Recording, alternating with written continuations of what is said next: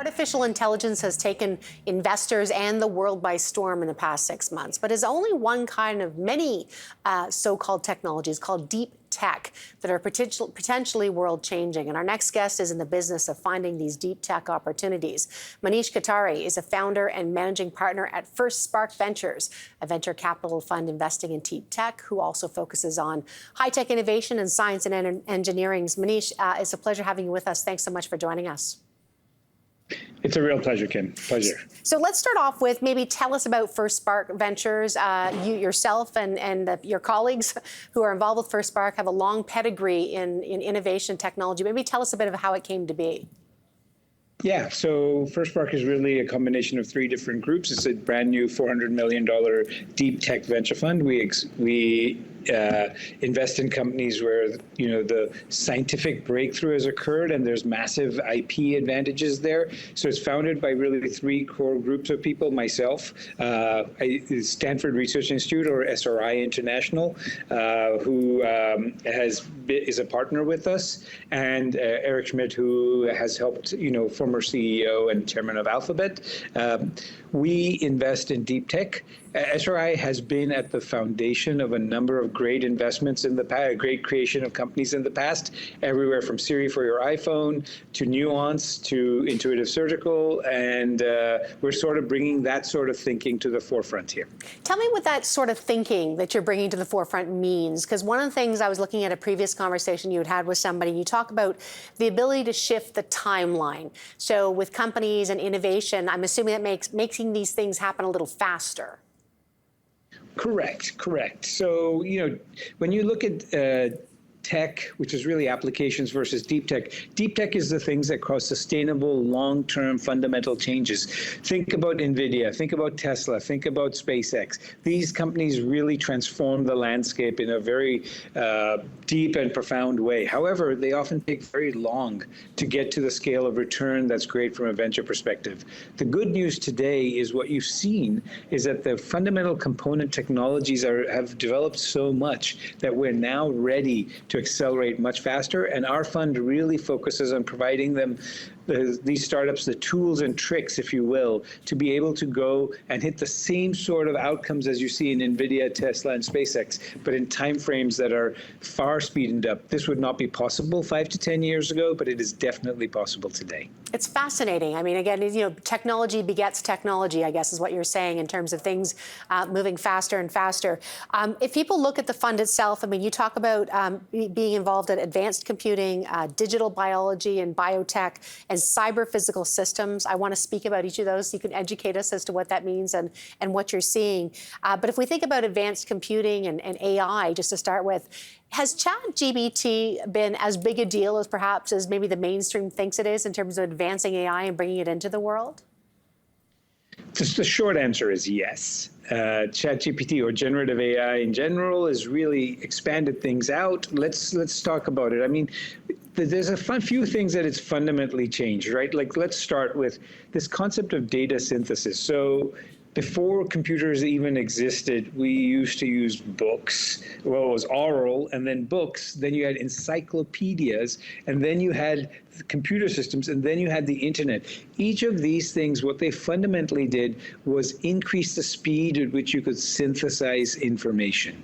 So one of the things ChatGPT does is that, or any of these large language models do, is that they really transform our ability to rapidly synthesize information. Now, when you rapidly synthesize information, think about it like rapidly synthesizing food. From 1900s to now, you grew much taller, you grew much stronger, you grew healthier. All of this happened. But then food became easier and easier to synthesize, think fast food. And then you have other things happening, which is heart disease, cancer, other issues. So what we've got now is the next evolutionary step in data synthesis. We're able to synthesize things much faster. If you talk to a high school student today, that a lot of them are using ChatGPT, and not in ways just to make things easy and cheat, but really to understand and synthesize better. The second thing ChatGPT has allowed, and this is pretty profound, is it's allowed us to talk to computers in ways like normal human beings. until the last 50, we've always talked like human beings to each other. Only in the last 20, 25 years, we've started using this sort of weird Boolean search speak, and it's even permeated in our day-to-day lives, the way we talk about things.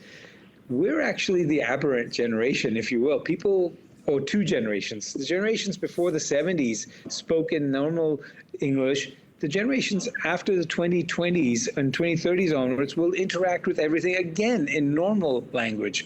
We're the ones, and ChatGPT is a fundamental enabler of that, which really does change the way one interacts with any computer.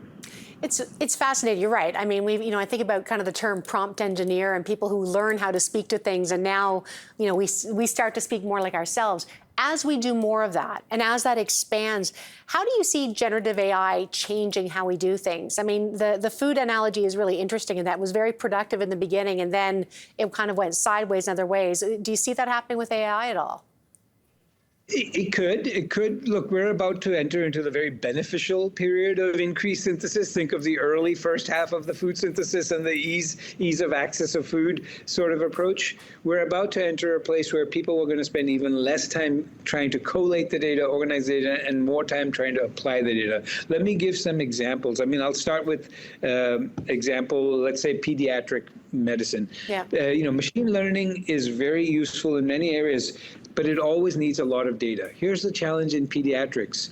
Any one hospital will not have enough data to run machine learning significantly on it. So now what you need is to have groups in McGill correspond with groups in Stanford, correspond with groups at Harvard. The challenge with all of these things is that you don't necessarily have enough data in any one location. With generative AI, you can start creating synthetic data. So synthetic data allows you now to quickly leapfrog this weakness in data and suddenly be able to take advantage of modern machine learning techniques, thereby changing things like in pediatrics, for example. Take another example, Waymo. Waymo has had such a big advantage in self-driving because it is years ahead of everybody in data collection. Today, with generative AI, people are starting creating synthetic data sets to augment their data set and try and catch up faster. So you heard over the last 5 years, data is the next oil. What you're hearing now is that itself is being challenged, and part of the reason is generative AI. That's just one example of something that generative AI is able to do for you now. Can I ask you, I know you focused on, you say, advanced computing, digital biology, biotech, and cyber-physical systems. Cyber-physical systems, what is that? So cyber-physical systems are physical systems that can scale with software. Typically you see physical systems being cars or something else. And cyber-physical systems are more systems that you buy the hardware once and scale. So think of a lot of the applications with space. Space is a perfect example of a cyber-physical system. Okay. And I know another one you mentioned about digital biology and biotech. You were talking a bit about pediatrics and how data can help in that area as well. But what other things are you looking at? Well, the ultimate holy grail there's two holy grails for medicine. One is detect the disease before it really impacts you, and the second is, can I personalize the medication as a result of it? What you're seeing right now is the beginning of a profound shift in medicine, and the real shift is we're now able to predict clinical trials much better, so less of them are going to fail. Since less of them are going to fail, we're going to be able to get more drugs to the market for the same dollar value, which means now we can have a much greater degree of personalization on one side. On the other side, we're really being able to address the differences between your genetics, your proteomics, your interactome, and let's go all the way to your regulome that regulates your whole body. The combination of that combined with machine learning to be able to interpret these very vast data sets and changing data sets allows you to personalize. So on one hand, you're going to have a lot more drugs that are targeted. And on the other hand, you're going to have a lot more personalization, which is a great news because in 10 years from now, I think very few of us will be taking non-personalized drugs. It's fascinating. Sorry, I want to, if I could just circle back on that. And what I was going to ask you about the time frame. You're saying in 10 years, you think that everyone will be having much more personalized drugs? I think within 10 years it's going to start, and it's going to be something that we really think that 2035 to 2045 is the period of time where medicine will fundamentally shift. This is a very complex shift because you can imagine most pharmaceutical companies are used to making very large batches of things, getting one thing regulatory approved. Even the way they make things, even their quality control systems will have to change. So even after the transition is well underway, but it will take 5 to 10 years for the entire infrastructure to adopt to this transition. It's fascinating. Bespoke pharmaceuticals for whoever needs them, and I guess made for your genetics. I know another thing that you are also looking at is with regards to location and location accuracy and GPS. Tell us a bit about that in terms of what you're seeing either with your portfolio companies or what you're watching right now. Yeah, we're looking at a lot of companies in this area. You know, GPS has been a gift that has been given. I mean, none of us can imagine a world today without using Google Maps or Waze or something equivalent. And without that, the economy would probably be significantly hurt. So the question is, you know, if you've ever looked at your Google Maps when you're at an airport waiting for your Uber or Lyft or whatever, you watch that dot move back and forth. The trouble with GPS today is that it is not precise enough in terms of it's not fine enough, and it is not reliable enough. If you're in a city, sometimes it's a 20-meter error, and sometimes it's a 3-meter error. And can I, sorry, not to interrupt, Manish, but tell me why that matters, because I know for someone like me who's walking around, it's like, it's close enough, but tell me where that precision makes a difference.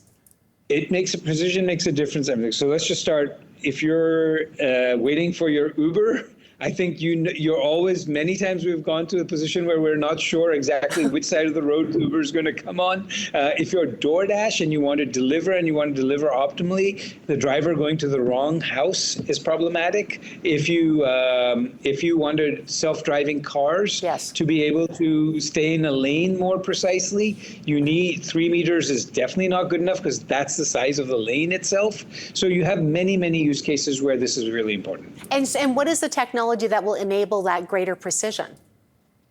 So one type of technology for this is a new set of satellites, right? So when you launch a whole new set of satellites, you can now get to low Earth orbit. So satellites traditionally for these things have been at middle Earth or high orbit, geosynchronous orbits. If you can come to low Earth orbit, you can now switch to very cheap satellites. Think about what Starlink and SpaceX did for communications in Ukraine. You can do the same thing for GPS. And these are techniques that are now coming online that should allow, you know, GPS even down to 1 to 2 to 5 centimeters. And, you know, we can talk about these very meaty applications, but there are also simpler applications like AR and VR on your phone that became enabled in much greater degree of accuracy once you get to GPS at that level. I could talk to you for hours. I'm not allowed. I have 2 more minutes, Manish. So I'm going to try and ask you, I know a couple other ones were federated learning and planetary health, both important to you. So maybe you could tell me which one you want to talk about. You know, I'm just going to talk for a minute about federated learning. Planetary health is really crucial, but it's a tough one to do in 1 to 2 minutes. So federated learning, look, we all use browsers.